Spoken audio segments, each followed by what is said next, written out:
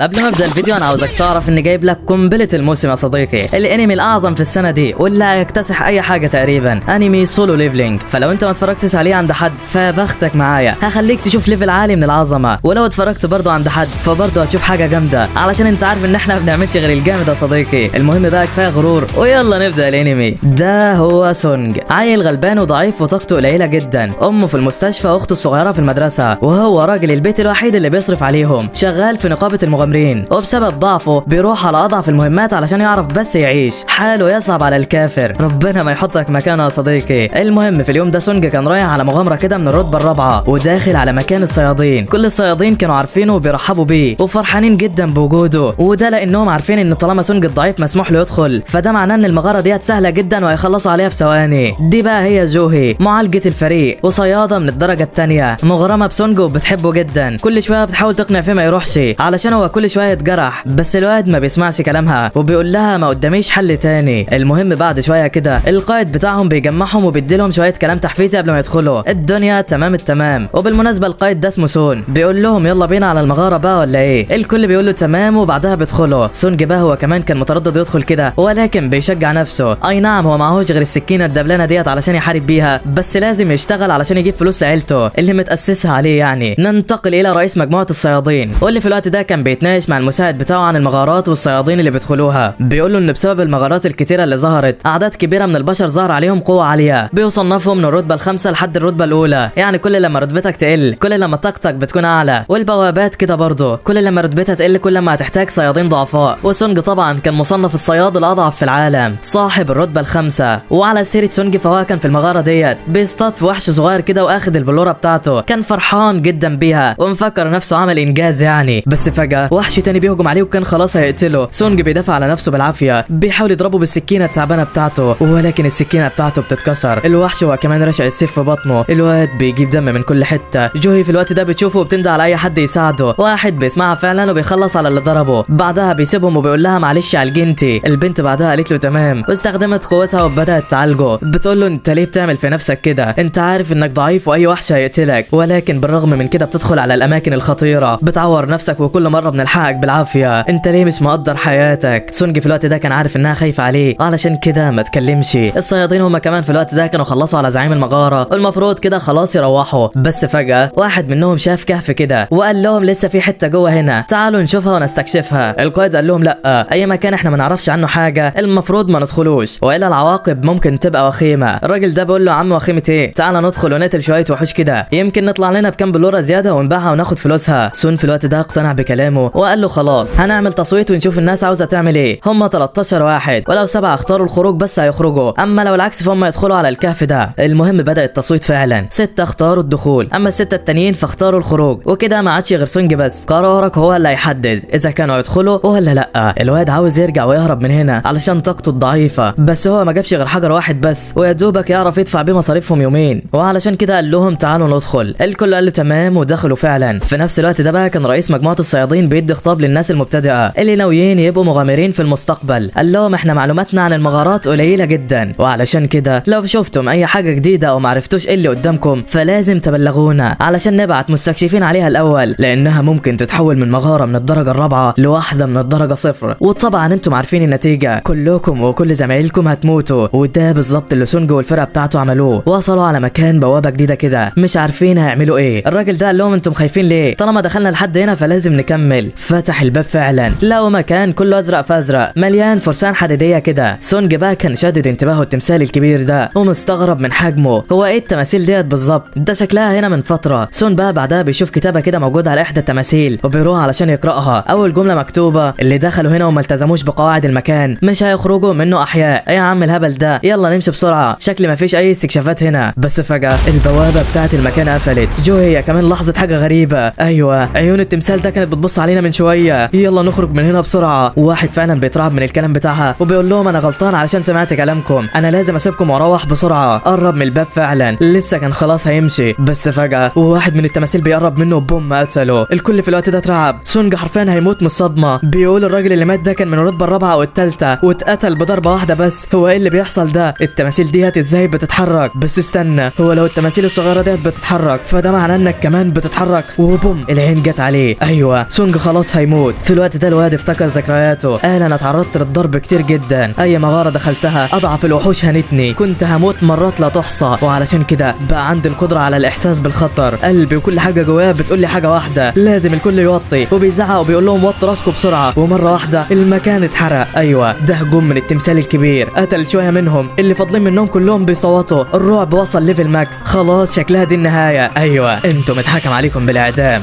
بعد الضربه ديت سون شكر سونج على كلامه، قال له ما حدش فينا كان هيعيش لولا زعيقك لما قلت لنا وطوا راسكم، انت الامل بتاعنا يا سونج. الواد في الوقت ده شاف دراعه وهو مقطوع وقال له انا اسف. سون قال له ما تتاسفش وتعالى ساعدني نوقف النزيف بسرعه. وقفوه فعلا. سونج بدا يركز في المكان ويهدي نفسه علشان يقدر يخرجوا من هنا. وواحد فيهم في الوقت ده بيقوم من مكانه بيقول لهم انا واثق في سرعتي، انا جالي شغل كبير الاسبوع اللي فات، مش هموت في المكان ده. الكل في الوقت ده حاول يقنعه يفضل، بس الواد ما سمعش كلامهم، جرى على الباب باخر سرعته وبوم الواد اتنسف. ايوه ما عادش فاضل غير رجليه بس. الرعب زاد اكتر، الامل خلاص بدا يختفي. في الوقت ده سونج ما يأسش ولا استسلم، فضل يدور على اي حاجه في المكان ده علشان يهربوا. بيشوف كده الكتابه اللي كانت موجوده هنا وبيعرف ان المكان ده ليه قواعد، بيطلب من سون يترجمها له. القواعد ديت مكتوبه كالاتي: في الاول لازم تعظموا الشيطان. نعظمه ازاي يعني؟ انا مش فاهم حاجه. سونج بيعصر في دماغه بعد ما عرف القاعده الاولى بس مش لاقي لها حل. بيجي في باله فكره، بيقوم على رجله، في عينه كمية رعب مش طبيعية. سون بقى كان عاوز يقعده ولكن سونج ما سمعش كلامه، وهو واقف كده لاحظ العين جت عليه، كان خلاص هيموت ولكن وطى راسه تاني بسرعة جدا. الهجوم بعدها وقف. ايوه كده خلاص سونج فهم القاعدة الاولى، بيجمعهم كلهم وبيقول لهم اعملوا زيي. نعمل زيك يا عم انت هبل ولا ايه؟ اسمعوا الكلام بس مش هتخسروا حاجة. الكل قال له تمام. عملوا زيه. عين التمثال بعدها اتغيرت ووشه اختلف. ايوه ضحكة مرعبة ظهرت على وشه، ملامحه بقت مرعبة اكتر. هو كده احنا نجحنا ولا ايه؟ نقدر نهرب بقى؟ لا والله. بوم مرة واحدة التمثال قام من مكانه، راح عليهم خلاص هيقتلهم. الكل بيزعلوا سونج وبيقولوا له نعمل ايه بعد كده؟ الواد قال لهم مش عارف بس لازم ننفذ القاعدة التانية مكتوب فيها عبدوا الاله. الناس قالوا له يعني ايه؟ فسر بسرعة. الواد قال لهم مش عارف، اجروا بس وحاولوا تبعدوا دلوقتي. وواحد من الفريق قال لهم ما تقلقوش من العبادة، انا متمرس في معبد وحافظ كل حاجة. فضل يقول الكلام بتاعه، التمثال برضه ما بيقفش، بيقرب منه. الواد مستمر لسه في كلامه وهوبا داس عليه وقتله. وده معناه ان ده مش الكلام اللي التمثال عاوزه. الكل بدأ يجري ويهرب في كل مكان، كتير منهم اتقتلوا. الراجل ده واللي صاحب كيم كان وصل عند تمثال كده واستخبى عنده، وفجأة التمثال شقه النصين. الكل بيجري وسونج مرعوب وجوهي ماشيه وراه عماله تصوت، والواد ما بقاش على بعضه. اعمل ايه؟ اتصرف ازاي اطلع من هنا؟ الغريب في المكان هنا بص بعدها على التماثيل، لقى في شويه تماثيل ما معهاش اسلحه. خطرت في باله فكره، زعق عليهم كلهم وقال لهم اهربوا عند التمثال اللي ماسك آلة موسيقيه، مش هتتهاجموا منه هناك. وواحد فيهم بيوصل فعلا، التمثال ما بيعملوش حاجه، بدأ يغني. الكل بعدها عملوا زيه، التماثيل بدأت تغني هي كمان. سونج وجوهي بقى هما كمان وصلوا على تمثال كده، بس الغريبه انه ما بيعزفش. الوحش كان وراهم ماشي وقرب منهم، خلاص هيتقتلوا. سونج في الوقت ده بيعرف اللي بيحصل. ايوه لازم واحد بس اللي يكون جنب التمثال، خليك انت هنا يا جوهي وانا هدور على مكان تاني. جرى فعلا، الوحش كان وراه ما عادش غيره، متحاصر ووصل على التمثال ده. حس انه ارتاح كده، بس فجأة لا الكل بيقولوا له مش ده، اهرب بسرعه. الواد ما لحقش ياخد باله، لقى الهجمه عليه. سونج شكله مات ولا ايه؟ لا ده لسه عايش، بيعافر وبيزحف علشان يوصل على التمثال الاخير، ولكن شكله مش هيلحق. الوحش كان وراه بيلحقه، قرب منه وخلاص هيموته. داس فعلا، الكل فكره مات. جوهي بتصوت بقى على صوتها، ولكن لحسن الحظ كان وصل عند التمثال في اخر لحظه. فضل عايش، بس للاسف كانت رجله اتقطعت بعد المعاناه دي. جوهي شافتها وقعدت تصوت، استخدمت بعدها كل قوتها علشان تعالجه، ولكن عمر رجلك ما هترجع بالسهوله ديت. في الوقت ده بقى الكل عرف ان الوصيه التانيه خلصت، مات منهم 7، ما عادش فاضل منهم غير 6 بس اللي عايشين. الشخص ده واللي اسمه كيم كان متعصب جامد، زعلان على صاحبه اللي مات. قال لسون انت القائد بتاعنا، انت السبب اللي احنا دخلنا هنا، لازم تتحمل المسؤوليه كامله. سون قال له تمام انا هتحمل كل حاجه. بس في وقتها التمثال بيرفع ايده، حاجه كده بتظهر من تحت الارض. الوصيه الثالثه مكتوب عليها التضحيه، وده معناه ان لازم واحد فيهم يموت. كيم طبعا في الوقت ده كان عارف، وقال لسون انت عارف ايه المطلوب منك. فعلا سون اتقدم ووصل على مكان المسبح اللي خرج. مفيش حاجه حصلت له، مجرد نار حمراء كده قادت جنبه وما حصلوش اي حاجه. في الوقت ده سونج فهم ان هم فاهمين حاجه غلط، قال للي معاه ساعدوني اوصل على هناك. الكل كان متردد ومش عاوزين يروحوا، بس سونج قال لهم ما تقلقوش مش هيحصل لكم حاجه. العيال سمعت كلامه، اخدوه هناك فعلا. 3 كمان من الشعل الناريه قادت، ولكن برضه مفيش حاجه حصلت. سونج وقتها استنتج اللي هيحصل، قال للباقي يتجمع هنا. الكل سمع كلامه، وقفوا في المسبح ده. 6 من النار الحمراء قادت حواليهم وحواليها نار زرقاء كتيرة جدا. بعدها التماثيل هي كمان بتقيد وبتقرب منهم وشكلها دي النهاية. الباب هو كمان فتح والكل اصبح في حالة صدمة. هو احنا كلنا هنموت ولا ايه؟ سونج مش مستوعب اللي بيحصل، فضل يبص على التماثيل ويدور على اي حاجة علشان تنقذهم. لقاها فعلا. قال لهم ما تشيلوش عينيكم من على التماثيل، لو بعدتم عينيكم عنهم التماثيل مش هتقف وكلنا هنموت. وواحدة منهم كانت مرعوبة من شكل الدم على التمثال، سابتهم وطلعت تجري على الباب علشان تهرب بأي طريقة. التمثال ما قتلهاش، البنت خرجت بأمان. ولكن في واحدة من النار طفت. هو ايه اللي بيحصل ده؟ الواد اللي كان شايل سونج هو كمان كان مرعوب جدا، مش عارف يعمل ايه. بيقول لهم انا عارف اللي انا هعمله ده ممكن يأذيكم بس انا اسف. رمى سونج على الارض وطلع يجري ورا البنت. خرج هو كمان من المعبد، وبعد ما خرجوا الباب قفل شوية. النار بتاعتهم برضه طفت. ايوه كده اللعبة وضحت، لازم واحد يفضل جوه علشان يضحي بنفسه والا الكل هيموت. بعد ما التماثيل بتقرب منهم كيم عرف اللي هيحصل، قعد يعيط. قال لهم انا اسف، انا عارف اني لو خرجت من هنا فمش هتعرفوا توقفوا كل التماثيل، بس انا عندي عيلتي مستنياني ولازم ارجع لهم. رمى السيف بتاعه وخرج هو كمان من المكان. التماثيل هي كمان خلاص قربت منهم. سونج عرف انهم كده ميتين وش. القائد سون في الوقت ده اتاكد من اللي هيحصل، قال لسونج خد جوهي واهرب من هنا، انا هفضل بدلكو. كده هم عاوزين ضحيه واحده وانا لازم اتحمل المسؤوليه كامله. يلا خدها وامشي. جوهي في الوقت ده كانت قوتها راحت ووقعت على الارض وما عادتش قادره تمشي. سونج هو كمان كانت رجله مقطوعه وبرضه مش هيقدر يمشي. فعلشان كده الواد قال لسون خد جوهي انت وامشي، انا هفضل، انا كده رجلي مقطوعه ومش هعرف اشيلها بس انت هتعرف. جوهي اتعصبت وزعلت، قالت له لا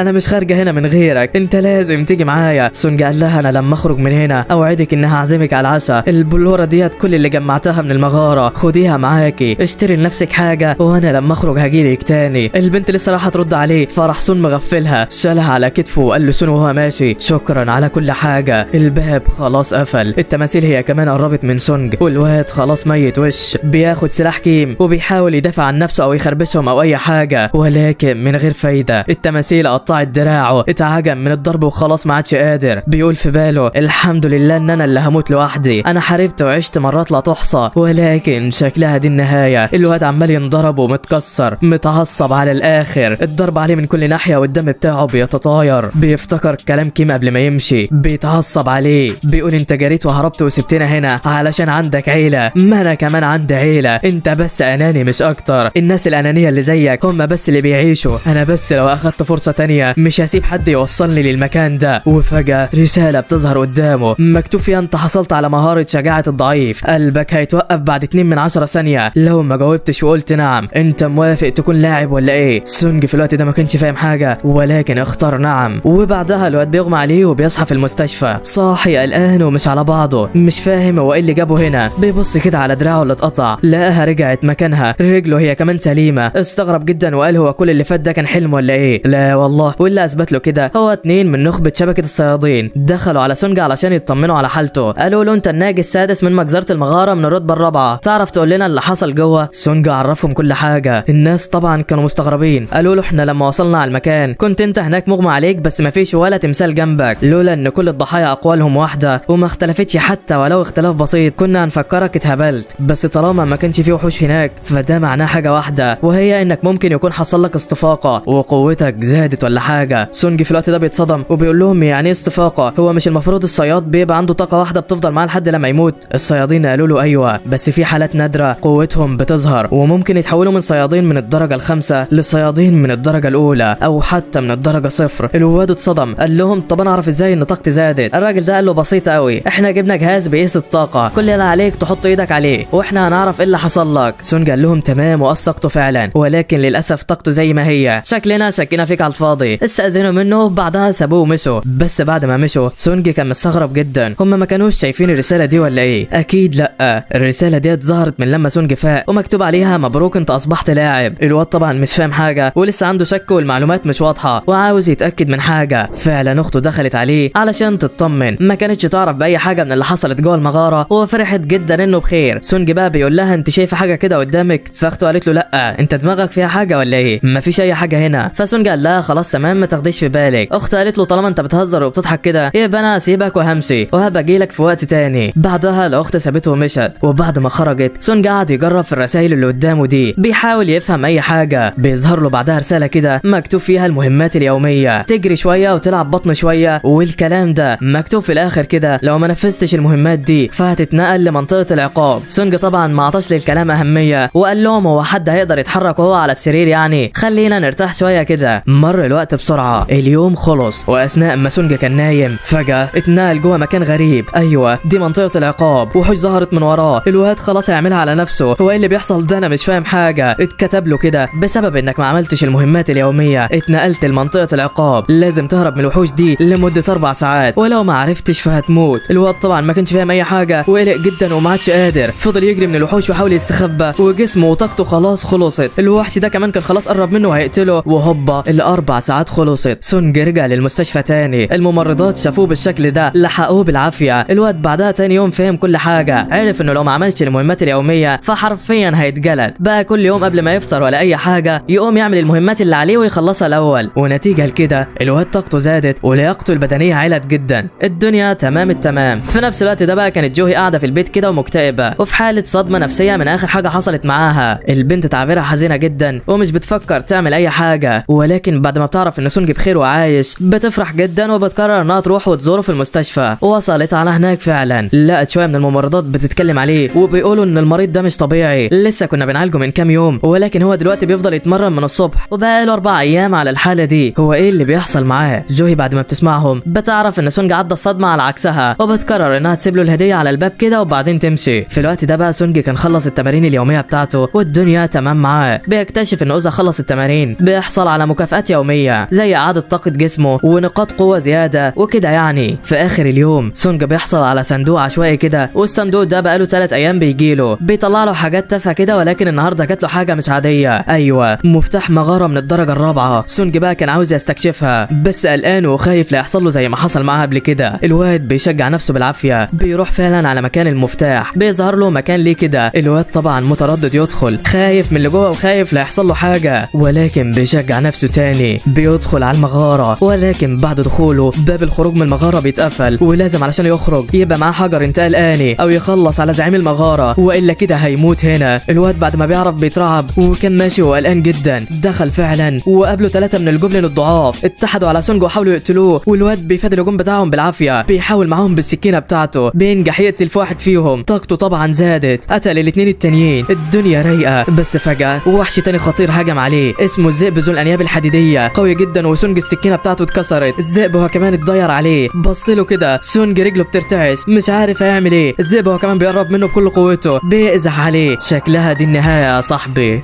الذئب هو كمان كان خلاص قرب، ولكن سونج راح قازح لفوق كده ولقى نفسه بعد جدا، فهم ان ده بسبب زياده قوته البدنيه، وبعدها قال للذئب تعالى. الذئب هجم عليه تاني وسونج راح مديله بوكس مكسر بدماغه، بس للاسف سونج من غير سلاح مش هيقدر عليه، وشكل الذئب ده هيشلوحها يا صديقي. الواد بقى بيحاول يهرب من الذئب يمين في شمال ولكن مش قادر عليه، وشكله خلاص هيموت. في الوقت ده بقى الواد بيفتكر قدراته وبيعرف انه عنده مكان للتخزين، بيفتحه بيخرج منه السيف ده. الذئب هو كمان كان بيقرب منه وخلاص هيقتله، بس انت فكر انه يقدر يقتله يا صديقي؟ لا والله، سونج بيستخدم السيف بتاعه بوم بيشقه النصين. اللي بعده يا هناها يا سعده، 2 كمان من الذئاب، ولكن الاسطوره سونج بيخلص على واحد فيهم بسهوله، التاني بقى بيخاف منه وبيطلع يجري. سونج بقى في الوقت ده قعد في جنب كده وبدا يستكشف المهارات بتاعته والاحصائيات وكل حاجه. بيكتشف انه بعد قتله للذئب بياخد منه طاقه ومستواه بيعلى هو كمان. دلوقتي هو في المستوى الثاني، وكل لما يقتل وحوش اكتر كل لما مستواه هيعلى وقوته هتزيد اكتر. طبعا بيفرح جدا من التطور اللي عمال يحصل له وبيشجع نفسه وبيكمل الطريق، ولكن وهو ماشي بيلاقي الذئب اللي هرب منه جاب اخواته وخلاص الواد متحاصر. ذئابه حواليه من كل اتجاه، ولكن تفتكر ان ده هيفرق معاه صديقي؟ قولها معاي. لا والله، سونج بيكسر فيهم الواحد في التاني، محدش بيقف قصاده، بينهيهم كلهم وبيمتص طاقتهم. وبعد ما سونج بيخلص عليهم طاقته ومستواه بيعلو وبيكمل جوه المغاره علشان يجيب اخره. بيظهر له وحوش باشكال تانية، بس الواد خلاص بقى ما بيرحمش، اللي بيقابله بيحصل اللي قبله. بس بعد ما قتل كل الوحوش دي طاقته علت ومستواه زاد، وبقى صعب يزيد في مستوى بقتل الوحوش الضعيفه دي، فعلشان كده لازم يدور على وحوش اقوى. بيكتشف بعدها مدخل تحت الارض كده، وبيعرف ان في وحش مش طبيعي هناك. الهاله بتاعته بتوصل له وبترعبه مكانه. سونج بقى بيفكر بدل المره 1000 قبل ما يدخل جوه الكهف ده، وهو اصلا بعد هزيمه الذئاب ديت كان جاب حجر الانتقال الاني ويقدر يرجع في اي وقت هو عاوزه. بس الواد بيشجع نفسه وبيقول لنا للوحش ده. في نفس الاثناء ديت في العالم بره كان في بوابه كده فتحت في الشارع، الناس ما قتلتش الزعيم بتاعها، ونتيجه لكده الوحوش خرجت وبدات تقتل في كل اهل المدينه. جوي بقى في الوقت ده كانت معديه من المكان ده، وشبكه الصيادين اتصلوا عليها علشان تروح وتساعد الناس. البنت بقى كانت متردده جدا تروح، ولكن بعد ما بتفتكر سونج بتشجع نفسها وبتقول انا جايه. في الوقت ده بقى سونج كان وصل على مكان الوحش ومش شايف اي حاجه، بس فجاه صوت الميه بيتغير. بوم سونج اكل على دماغه، ايوه سيفه اتكسر من ضربه واحده. الوحش شافه، خلاص شكلها دي نهايتك يا حبيبي. هجم عليه كمان بسرعه جدا وسونج حاول يضربه، حاول برضه يبعده ولكن مش قادر. الوحش بيحاصره من كل حته، بيضرب سونج وبيبهدله. الواد شغال يتعجن، بيهرب منه في كل حته ولكن مش عارف يروح فين. الوحش بعدها بيحدف عليه عربيه، سونج بيشوفها وبيحس بالعجز، بيجري باخر سرعته بعيد عنها، بيعافر علشان يمسك سلاحه. فعلا بيمسكه، بيقول انا لامتى هفضل ضعيف كده؟ انا يا دوبك لسه حسيت اني قوي، بس شكلي كنت مغرور جدا. بيفتكر بعدها كل الناس اللي كانت بتستهزأ بيه زمان، بيتعصب جامد. الوحش بيضربه وبيضغط عليه ولكن سونج ما بيستسلمش، بيقول له انا مش هستسلم تاني، انا مش هتحط في نفس موقف الضعف تاني. بيتعصب على الاخر وملامحه بتتغير، جسمه وطاقته بقت شيء مش طبيعي. الوحش هو كمان كان اتعصب منه وهجم عليه بكل غباء. تفتكر ان ده يفرق معاه يا صديقي؟ لا والله. الواد بيمسك في رقبه التعبان ده وبيقول له مش هرحمك، انا كل النقط اللي جمعتها من مهاراتي حطيتها في القدره الجسديه ومش هسيبك. بيضغط على التعبان بكل قوته، بيزعق وبيغير ملامحه، الدم خلاص ملى المكان. بيقول له بقى على صوته مش هستسلم. التعبان هو كمان كان جاب اخره، سونج هو كمان لسه بيضغط، وهوبا احلى مسا عليه. الواد قتل الوحش ومستواه زاد، طاقته زادت جدا وفرح هو كمان من الانتصار ده. بيقول بعد ما خلص عليه كده اخيرا كده انا حاسس ان طاقتي زادت شويه. وبعدها بياخد الحصاد من الوحش ده، بيظهر له سلاح جديد كده زي الخنجر، عنده قدرات عاليه جدا وليه قدره السم بتاع التعبان. سونج بقى طبعا بيحطهم في المخزن بتاعه، وبعدها المغاره بتخلص. الواد بيرجع العالم تاني وبيطلع من المكان اللي خرج منه، بيلاقي شرطه بيجري عليه بسرعه كده وبيقول له انت ايه اللي جابك هنا؟ مش مسموح لحد يتواجد في المنطقه ديت. سونج بيساله عن السبب، الشرطي ما كانش عاوز يرد عليه ولكن لما شاف السيف في ايده عارف ان سونج صياد، وقال له بالله عليك تعالى معانا بسرعه، البلد في مصيبه. سونج ما كانش فاهم اي حاجه وراح معاه علشان يعرف الدنيا فيها ايه. الراجل بقى وقف في الطريق قال له في وحش خطير قريب من هنا. سونج فعلا بيلاحظ وبيستخدم قوته وبيحدد مكان الوحش ده. بيوصلوا على المكان بتاعه وبيلاقي هناك فعلا مجموعه من الصيادين اصحاب الرتب الضعيفه بتحارب في الوحش ده ولكن مش قادرين عليه. الصيادين كانوا ملبوخين جدا وحرفيا الوحش هاين كرامتهم. جوي بقى هي كمان كانت في الوقت ده واقفه معاهم بتحاول تساعدهم ولكن بسبب اخر مغاره ليها لسه مش عارفه تجمع قوتها، هي عباره عن عاله على الفريق ده مش اكتر. الوحش بقى هو كمان كان زود طاقته وخلاص هيقتل العيال دي ومحدش هيروح بيته. تخيل بقى ان حد هيموت والاسطوره وانج موجوده يا صديقي. لا والله. الواد بيرجع لورا كده وبيجمع قوته في ايده، بيحدف السيف ده بكل قوته في الوحش وهوب خلص على الدفاع بتاعه. العيال بعدها لقت الضرب على الوحش سهل واستغلوا الموقف ده وخلصوا عليهم كمان، بس القائد بتاعهم كان مستغرب جدا من اللي حصل وعرف ان في حد ساعدهم من بعيد. بيسأل الحارس عن اللي حدف السيف ده والحارس كان لسه رايح يشاور على سونج، ما لقاهوش في المكان، واللي كان في الوقت ده مشى علشان ما حدش يعرف قوته او يلفت الانتباه ليه، وكان بقى واضح عليه التطور جدا يا صديقي. جوهي بقى هي كمان لمحته وتحسها مش هتطلع من المصيبه اللي هي فيها. بعد كام يوم من التدريب المتواصل سونج عضلاته كبرت وبقى كل الممرضات في المستشفى بتتكلم عليه. واحده بتقول شفت الواد اللي كان ضعيف من يومين شكله اتغير ازاي بعد ما بدأ تمارين عضلاته برزت وبقى حته تقيله قوي. واحده فيهم ما بتصدقش كلامهم وبتقول لهم خلاص انا هروح واشوفه. بتاخد حاجاته وبتروح على سونج فعلا، بتفتح الباب شافته. البنت اتصدمت وانت كمان وانا اتصدمنا يا صديقي. الواد شكله اتغير 180 درجه وبقى عامل كده. المهم بعدها سونج بيطلع من المستشفى بعد ما الممرضه بتطمن على صحته والدنيا تمام، بيرجع على البيت بتاعه وبيرتاح هناك. اخته بقى بتقول له ايه يا عم الحلاوه دي، انت عضلاتك طلعت وطولت كمان، هو ايه حكايتك بالظبط؟ سونج بيطوي عليها في الكلام كده وبعدها البنت بتمشي. وبعد ما بتمشي صاحب الشقه بيرن على سونج وبيقول له فين يا عم الايجار بتاعك، انت متاخر 10 ايام، عاوز نرميك بره ولا ايه؟ الواد طبعا بيعتذر له على التاخير ده وبيقول له ما تقلقش هجيب لك الفلوس حالا ان شاء الله، بس يا عم هتجيبها ازاي؟ انت حيلتك حاجه؟ اكيد لا يعني. وعلشان كده الواد بيدور على مهمه يجيب منها فلوس بسرعه، بيلاقي واحده فعلا وبيقرر يروح وينفذها. وصل على مكان المهمه ديت لقى 6 اشخاص هناك. الاشخاص دول من الرتبه الثالثه وفي بعضهم من الرتبه الرابعه، عاوزين واحد بس يشيل لهم الشنط مش اكتر. كمان جاب عيل كده علشان ينقب ويستخرج الجواهر السحريه، والواد ده اسمه جينو، عيلته غنيه جدا وكان لابس دروع بالهبل وثمنها بالمليارات يا صديقي. المهم دخلوا على المغاره فعلا والدنيا تمام، ما كانش فيه اي وحوش في الاول فعلشان كده دخلوا جوه المغاره اكتر، بس برضه ما فيش اي وحوش. سونج بقى في الوقت ده بيحلل كل الحفر اللي قدامه، بيستنتج نوعها، بيركز حواسه كده وبيعرف نوعيه الوحوش وهي فين، بيقول لهم على مكانها. الكل بيسمع كلامه فعلا، بيضربوا في الحشرات من فوقهم، الوحوش هجمت عليهم، الكل نازل ضرب فيها. الفريق ده متمكن جدا والكل بيتعاون مع بعضه. قدامه، وسونج بقى كان واقف وزهقان بيقتل في شويه حشرات كده من زهقه، ولكن حاسس ان في حاجه غلط. ايوه الفريق ده مكون من 6 مقاتلين ومدافعين وما فيهمش اي معالج. هو انا زودت في تفكيري ولا ايه؟ ما علينا. المهم بيكملوا طريقهم وبيوصلوا على مكان مدخل الزعيم، بس قبل ما بيدخلوا سونج بيلاحظ نظرات مريبه على قائد الفرقه ديت، بيقلق جدا منه. بيقول لجينو انت دي اول مهمه ليك ولا ايه؟ فجينو قال له ايوه. سونج قال له طيب خد بالك علشان ممكن تبقى الاخيره. الواد طبعا ما فهمش كلامه، ولكن كملوا طريقهم ووصلوا عند غرفه زعيم المغاره، وكان حواليهم شباك عنكبوت من كل حته. فضلوا يقطعوها لحد لما وصلوا هناك. الوحش بقى كان نايم، والمكان كان مليان مجوهرات سحريه رتبتها عاليه وثمنها غالي جدا، وسعرها ممكن يوصل لمليار ين. طبعا كل الصيادين كانوا فرحانين من المكسب ده ومش مصدقين نفسهم، ووفقا للعقد مع سونج فهو كده المفروض يقسم مع الصيادين في الجواهر دي وياخد ثمن المكسب منهم. جينو طبعا هو اللي كان قال له على الكلام ده، ودونسك بقى اللي هو قائد الفرقه قال له يا عم انت قلقان ليه؟ ما تقلقش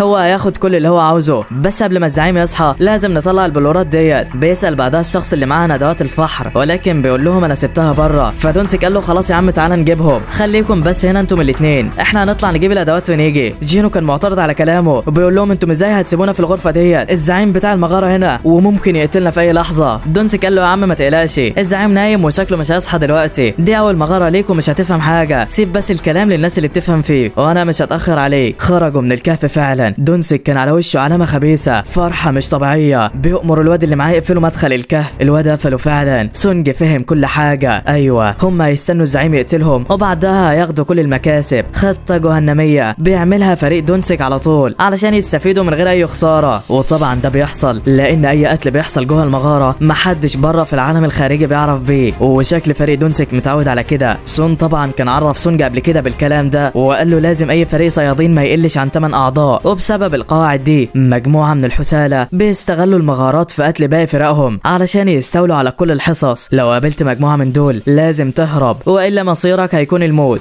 في الوقت ده بقى جينو كان مرعوب جدا. زعيم المغاره هو كمان كان فاق وشكل العيال ميتين وش. في الوقت ده بقى سونج شاف الوحش قدامه ولاحظ الفرق في القوه ما بينهم. بيقول في باله فرق القوه عمرها ما هتكون زي المره اللي فاتت. بيتحمس جامد وبيرمي الشنطه بتاعته. بيقول لجينو ارجع ورايا انا اللي هواجه الوحش ده لوحدي، وشكلنا هنشوف قتال عظمه العظمه يا صديقي. في نفس الوقت ده بقى كان الصيادين واقفين بره الكهف وبيتكلموا مع بعض، بيتناقشوا في الخطه اللي هينفذوها. الواد ده بيقول للقائد بتاعهم مش كان اسهل لينا لو قتلناهم وخلاص؟ هنستفاد ايه يعني من الوقت ده؟ دونسك قال له خلاص يلا انت مش فاهم اي حاجه، انت علشان تخرج البلورات دي لازم تاخدها والوحش نايم. لو الوحش كان مقتول فالمغاره هتقفل وبعدها على طول هنرجع على العالم بتاعنا وكده ما استفدناش اي حاجه، ولكن لو الوحش صحى فهيتخانق مع الاثنين هناك دول، وبعد ما يقتلهم هياكلهم وهيتعب وبعدها هيرجع وينام تاني. واحنا طبعا هنستغل الفرصه دي وندخل من الفتحات اللي فوق ونسرق كل المجوهرات من غير ما حد ياخد باله. الكل طبعا بيفرح من ذكاء القائد بتاعهم وكانوا في قمه السعاده. في نفس الاثناء دي كان سونج واقف قدام الوحش وجينو واقف وراه. الواد كان مرعوب جدا وبيقول له انت استحاله تقدر تهزمه، الوحش ده محتاج واحد في الرتبه الثانيه اقل حاجه علشان يقدر عليه، انت كده هتموت نفسك وخلاص. سونج بقى في الوقت ده كان عارف ان الوحش ده اقوى منه، بس بالرغم من كده بيتقدم بيهجم على الوحش بكل غباء. جينو بيتفرج عليه وبيتصدم، هو ازاي بيتحرك بالسرعه دي؟ مستحيل ده يكون صياد من الرتبه الخامسه،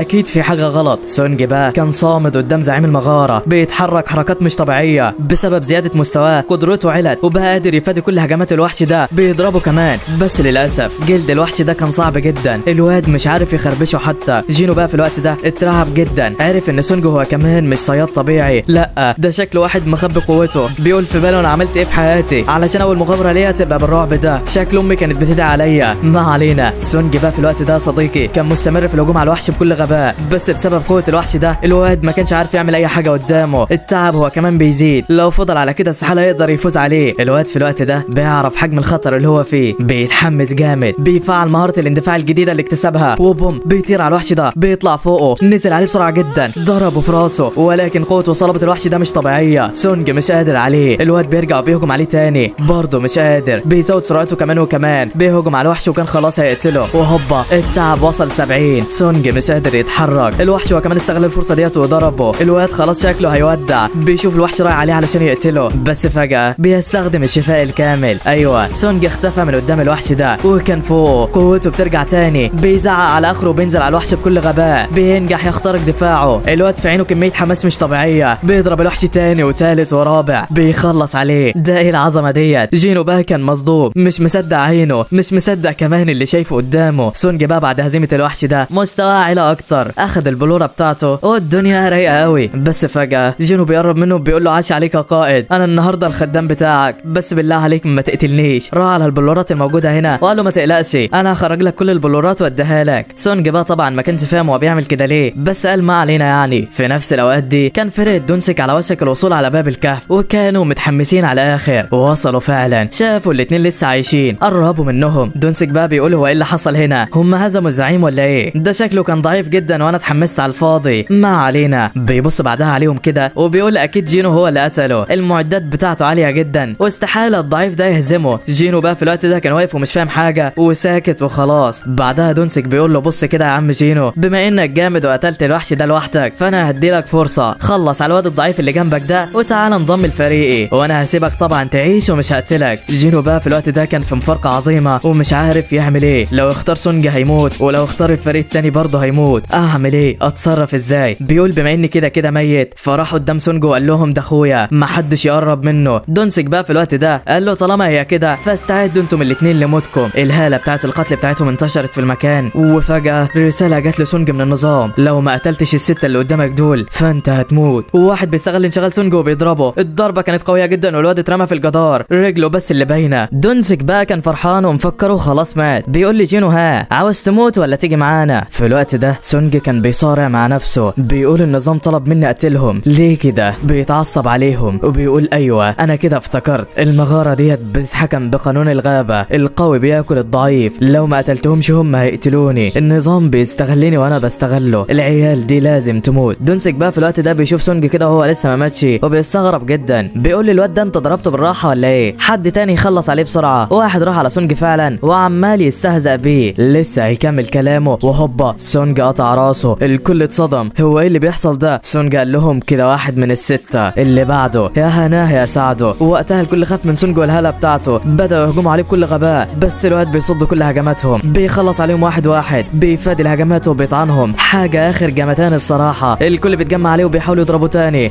بس انت مفكر ان حد هيقدر عليه يا صديقي؟ لا والله، الواد بيخلص عليهم واحد ورا التاني، اللي بيقابله بيحصل اللي قبله، ما عادش فاضل فيهم غير القائد بتاعهم. سونج بيقول له ما عادش غيرك، اجهز لموتك. جينو في الوقت ده بقى ما كانش مصدق عينه، ده بقى اقوى حتى من ساعه ما كان بيهاجم العنكبوت، ده ايه القدره الساحقه ديت؟ في الاثناء دي كان دونسك فاتح بقه من هول الموقف، عرف ان سونج هو اللي هزم زعيم المغاره، بيتعصب جامد وبيفعل قوته، طاقته بتجتاح المكان، بيقول في باله حتى لو انت قوي زي الوحوش فبعد هزيمتك كل دول اكيد طاقتك قلت، مش هتقدر تعمل معايا اي حاجه. بيزعل اخره بيروح يهجم عليه، تخيل بقى انه يقدر يقف تحت رجليه؟ لا والله، هي ضربه واحده بس كسرت دماغه. اللي بعده يا هناه يا سعده، بيرميه على الارض ودونسك مش مصدق اللي حصل، بيترجى سوني يسامحه، هو هيديله كل اللي هو عاوزه، سيبني بس وانا هديلك 3 مليار 4 مليار، خد كل فلوسي بس بالله عليك ما تقتلنيش. سونج بيقول له انت حاولت تقتلني 3 مرات، متخيل ان انا هسيبك؟ اكيد لا، هي واحده بس طيرت دماغه، اكتملت المهمه وكده سونج هيعيش. وجينو طبعا كان واقف وشاف كل اللي حصل، المغاره هي كمان بعدها بتقفل والاتنين بيخرجوا منها، بيسلموا كل حاجه وبيعرفوا البنت دي باللي حصل. البنت طبعا كانت مستغربه هم عايشين ازاي، وازاي 6 صيادين اعلى منهم في الرتبه ماتوا، اكيد في حاجه غلط. بس بعد ما بتشوف معدات جينو الفاخره بتستنتج ان هو اللي هزم زعيم المغاره، واليوم بيعدي على خير. جينو طبعا كان فرحان جدا علشان لسه عايش، ووعد سونج انه مش هيعرف حد باللي حصل، وبيخلص اليوم على كده. تاني يوم بقى عند شبكه الصيادين، كان الرئيس قاعد بيستقبل الطلبات والدنيا تمام، بيجي له بعدها الشخص ده وبيقول له في حاجه غريبه انا حابب اعرفها لك. الرئيس بيقول له ايه يا عم اللي انت عاوزه؟ اتكلم بسرعه. الراجل قال له في حادثه غريبه حصلت في مغاره من الرتبه الثالثه، وهي ان اضعف صيادين من ال8 اللي دخلوا خرجوا منها بعد ما المغاره قفلت، ولكن الباقي كلهم ماتوا. الرئيس قال له ده معناه انهم هربوا، فين المشكله؟ الراجل قال له لا، الزعيم بتاع المغاره هو كمان اتهزم والمغاره ذات نفسها اختفت. الرئيس طبعا وقتها بيتصدم وبيعرف ان في حاجه غلط في الموضوع، بيبص كده على الاشخاص اللي كانوا جوه وبيعرف ان سونج كان واحد من الاتنين دول. طبعا الواد بيشد انتباهه، ولكن برضه الرئيس ما بيديش لموضوع اهميه، وده لانه كان اتاكد من الطاقه بتاعته قبل كده، فعلشان كده ما شكش فيه. بس بعدها المساعد بتاعه بيقول له قائد الفرقه اللي ماتت دي كان اسمه دونسك، ولو اخوه عرف انه مات فهيقلب الدنيا، وشكل اخوه ده ما بيهزرش يا صديقي. المهم في الوقت ده بقى كان سونج قاعد مع اخته في البيت والدنيا تمام، كان جايب لها اكل وبيبسي والبنت كانت رايقه على الاخر. بعدها سونج بيلاحظ حاجه غريبه في جسمه، ان هو بعد ما بيشرب البيبسي الطاقه الجديده بتاعته بتنقيها، والواد ما بيستفادش اي حاجه. الواد طبعا بيتصدم وبياخد الكرتونه دي وبيفضل يشرب جوه، ولكن برضه حاسس انها مجرد ميه ومفيش اي صودا في الموضوع. فوقتها بقى الواد بيستنتج اللي بيحصل، بيعرف ان ده بسبب مهاره شجاعه الضعيف واللي اكتسبها اول ما كان في المغاره وانضرب، ودي بقى بتنقيه من كل الامراض والسموم، وهي كمان نفس المهاره اللي رجعت له دراعه ورجله. المهم الواد ما بيفكرش كتير وبعدها بينام. بعدها بشويه اخته بتصحيه، بتقول له في شخص اسمه جينو عاوزك بره. سونج بيلبس هدومه وبيطلع علشان يقابله، بيقعدوا في مقهى كده، وسونج بيقول له ايه اللي انت عاوزه مني. في الوقت ده بقى جينو بيدخل في الموضوع، بيقول لسونج الاتي: انا ابويا عاوز يفتح نقابه جديده وبيفكر يخلي اخويا الكبير مديرها. هو اي نعم اقوى مني ومن الرتبه الاولى، بس انا متاكد ان طرقه مش كويسه وشريره والنقابه بتاعته اكيد مش هتنجح. سونج قال له طيب انا مالي يعني ومال اخوك والعيله بتاعتكم. جينو قال له انا عاوز منك خدمه، لو قدرت تنفذها معايا ابويا هيقتنع بانجازاتي وهكون انا رئيس النقابه. سونج قال له عاوز ناجي معاك ونخلص على مغارات من الرتبه الثالثه صح؟ فجينو قال له بالظبط كده. سونج بعدها قام وقال له انا مش موافق. سلام. جينو قال له يا عم بالراحه، هدي لك مبنى قيمته 3 مليار دولار مقابل بس انك تخلص معايا 20 مغاره من الرتبه الثالثه، وبعدها مش عاوز منك اي حاجه وكل واحد فينا يروح من طريق. سونج بقى في الوقت ده كان شايف الفرصه حلوه، بس لازم يتأنى ويفكر بهدوء والا هيلفت الانتباه عليه. فعلشان كده قال لي جينو عرضك مرفوض دلوقتي، وبعدها سابه ومشى. الواد طبعا حاول معاه بكل الطرق ولكن سونج ما عبروش. المهم في الاثناء ديت كان في شخص اسمه هوانج متعصب جامد. ايوه ده هو اخو دونسك، واللي عرف انه اتقتل في مغاره ومش ناوي على خير طبعا. بيسأل المساعده بتاعته عن الناس اللي كانوا معاه، والبنت بتوري له صورتهم. ايوه ده سونج وجينو. الواد طبعا بيعرف ان هم اللي قتلوه وبيقول لهم استنوني نهايتكم هتكون على ايدي. في نفس الاثناء دي كان سونج مستمر في تمارينه اليوميه واستكشاف مهاراته الجديده وكل حاجه، وهو بيتفحص الادوات بتاعته بيخرج له مفتاح كده. ايوه ده مفتاح جزيره الشيطان، واللي ظهر له في صندوق عشوائي كده وفي غرض اسطوري. سونج طبعا بيفرح جدا اول لما بيعرف بالغرض ده وبيجري على امه في المستشفى، بيقول لها لقيته يا امي، العلاج اللي هيشفيكي من المرض الخبيث اخيرا لقيته، خليكي مرتاحه هنا وانا هجيبه واجي. وبيتضح ان الفائده العظيمه من جزيره الشيطان هي اكسير الحياه، والاكسير ده بيشفي من اي اصابه، وهو اللي هينقذ ام سونج من مرضها الدائم. المهم الواد على طول اخذ المفتاح واستخدمه ودخل على المغاره. المكان كله مليان نار، والمغاره ديت بتعتبر من الدرجه 0، يعني اقوى المغارات الموجوده. المهم الواد دخل فعلا ودور على اي حاجه قدامه، في ايده حجر الانتقال الاني، ولو الدنيا ازمت هيجري في ثانيه. بس فجاه كلب ب3 رؤوس هجم عليه. سونج على طول بيطلع سلاحه وبيطير علشان يضربه، بس الجرح سطحي جدا ما عملش اي حاجه. ساعتها الواد بيستخدم مهاره تعطش الدماء الجديده بتاعته، بس الوحش كان اقوى منه، المهاره ما اتفعلتش. الواد بيتعصب وبيهجم على الوحش وبيطعنه بالخنجر المسموم بتاعه، بس السم ملوش تاثير، وحرفيا الوحش ما بيرحموش، بيضرب سونج وبيبعده، بيحدفه بعيد وبيأذى على دراعه وبياكلها. سونج اترمى على الارض بعد الضربه ديت، نقاط حياته وصلت للنص. الكلب هو كمان استمر في الهجوم عليه وما ادالوش اي فرصه. الضربه في الثانيه وسونج مش قادر على الكلب، خلاص شكله هيموت. بيستخدم الشفاء على نفسه، بيعالج دراعه، بيهجم على الكلب تاني، بس الوحش ده كان جامد ما عطالوش اي فرصه. سونج عمال ياكل على دماغه، بيفضل ينضرب من الوحش وما عادش قادر يتحرك. بيستغل الموقف ده وبيستخبى هنا، حاول يستخدم بلورة العوده علشان يهرب، بس الوحش بيعرف مكانه، بيضربه والبلوره بتطير من ايده. سونج بيجري على اخره وبيستخبى تاني، بيقول يا وقعه مهببه بهباب، شكلي كده هموت. بيلاقي بعدها في صندوق الادوات بتاعته ازازه سم، لو شربها طبعا هيتاثر بالسم، ولكن المهارات بتاعته هتشفيه، ونتيجه للسم ده الاضرار الجسديه هتقل بنسبه كبيره. لسه الواد بيشربها وبوم الوحش هجم عليه تاني. الواد شكله هيغمى عليه ولكن بيجمع شتات نفسه بالعافيه. الكلب هو كمان بعد كل الضرب ده كان منهك جدا، مهاراته قلت. سونج بيلاحظ اللي بيحصل معاه، استغل الوضع واستخدم قوته وكسر عظم الوحش ده يمين في شمال فوق تحت. ايه الحلاوه ديت، سونج كسر عظمه، بس تفتكر انه هيكسبه بالسهوله ديت يا صديقي؟ لا والله، الوحش ما بيرحموش وبيحاول ياكله. الواد بيعافر، خلاص الوحش مسكه، طاقه سونج قربت تختفي، بس فجاه سونج بيجمع كل طاقته وبيدي الوحش على دماغه. الضربه فيها كل القوه لسونج، الوحش ما عادش قادر يتحرك. الواد بيستمر في ضربه لحد لما خلاص الكلب طاقته خلصت.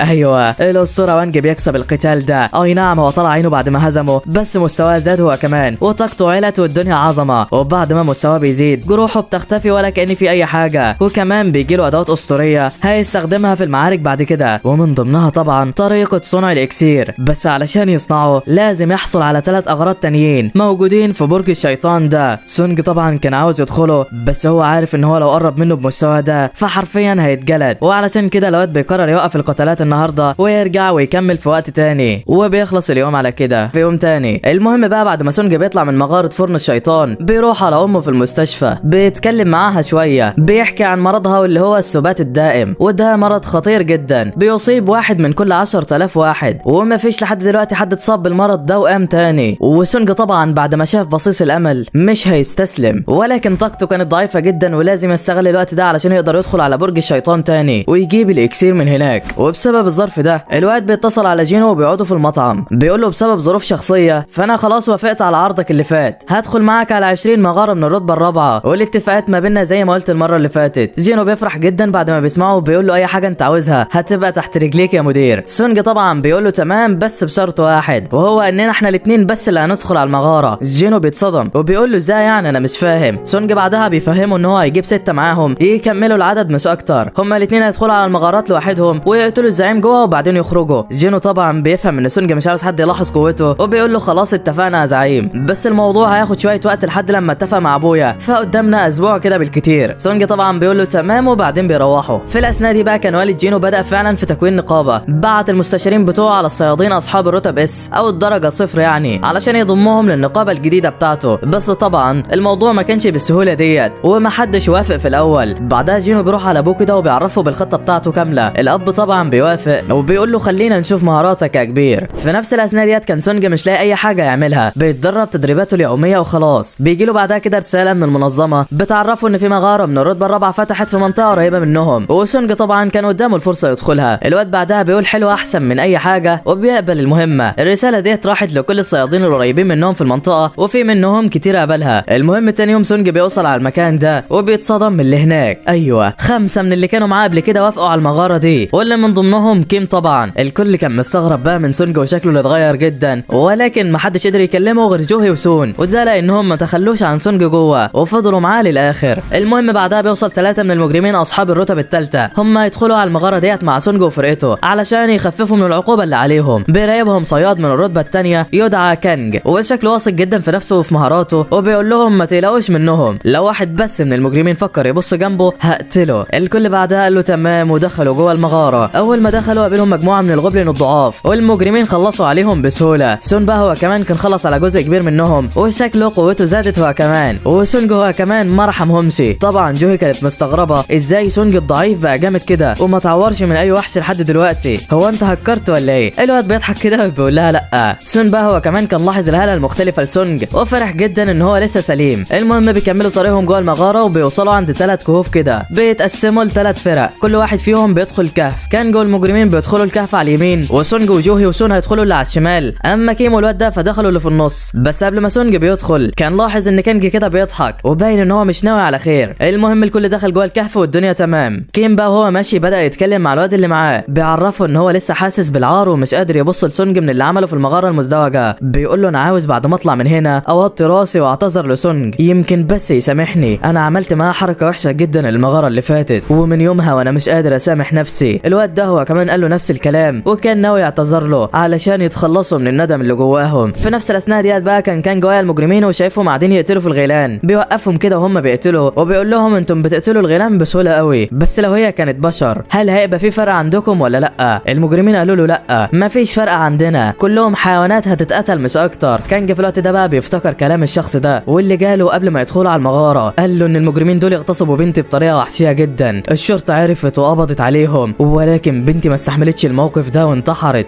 هم اي نعم دخلوا السجن ولكن كلها كام سنه وهيخرجوا من غير ما يموتوا علشان هم صيادين ورتبتهم عاليه، ولكن انا بنتي عمرها ما هترجع تاني، فعلشان كده بالله عليك انت املي منهم، خد كل الفلوس ديت بس انا مش عاوزهم يرجعوا تاني. نرجع بقى للمغاره في الوقت ده واللي كانج بقى كان بيبص للمجرمين كده وبيقول لهم بسبب تمرد ال3 من المجرمين قدامي قررت ادافع عن المغامرين واقتلكم، ده التقرير اللي هكتبه. وبعدها كيم واللي معاه بيوصلوا على نهايه الكهف بتاعهم وبيكون الكهف اللي في النص واليمين متصلين ببعض، ولما بيوصلوا بيشوفوا كانج وهو بيقتل في المجرمين قدامهم. كيم بعدها بيزعق له وبيقول له انت بتعمل ايه؟ كانج بيخلص على اللي في ايده وبيقول له هلفك حواليه. في الاثناء ديت بقى كان سونج واللي معاه قربوا خلاص على زعيم المغاره، ولكن فجاه بيسمعوا صريخ حد جاي من الكهف الاول. سونج بسرعه بيجري على اخر سرعته وبيوصل على المكان ده، بيلاقي الكل هناك اتقتل. كيم كان مجروح كتير جدا بيجيب دم من كل حته. سونج على طول بيزعق لجوهي بيقول لها على الجيب بسرعه، انت مستنيه ايه؟ البنت بتستخدم قوتها فعلا وبدات تعالجه. كيم بيفوق بالعافيه بيقول لها وفري طاقتك يا بنتي، انا كده خلاص ما عادش فاضل لي وقت وهموت. كويس بس ان شفتك يا سونج قبل ما اموت. انا عاوز اقول لك على حاجه، انا كنت متفق مع الواد اللي معايا ان اول ما اخرج من المغاره هوطي لك راسي واقول لك انا اسف، انا عارف انك عمرك ما هتسامحني بس سيبني بس اقول لك انا اسف. سونج بقى كان متعصب جدا وبيقول له انت هتموت ازاي؟ انا كده مش هعرف اكرهك، فوق يلا. ولكن للاسف كان خلاص كين جاب اخره، مات قدام عينيهم. جوهي والكل كان زعلان جدا عليهم، مش عارفين مين اللي قتله. بس فجأة كانج بيهجم على جوهي بسرعة جدا، كان خلاص هيقتلها، بس سونج مسك ايده وقال له انت بتعمل ايه؟ كانج بيبعد عنه كده وبيقول له كنت عاوز اخلص على المعالجة الاول، بس شكلكم حبيتوا تموتوا قبلها وعلشان كده اعمل لكم اللي انتم عاوزينه. سون بقى في الوقت ده بيعرف ان كان جوه اللي قتلهم وبيقول له سونج ارجع انت لورا انا هواجهه. كان قال له واحد من الرتبة زيك هيقدر على ايه؟ مش هتاخد في ايدي دقيقة واحدة. سون ما بيديش لكلامه اهمية وبيقول له جوهي زوديني بالطاقة. البنت بتديله طاقتها فعلا، الاتنين بيبداوا في القتال. كانج كان سريع جدا ولكن سون مواكب سرعته في الاول،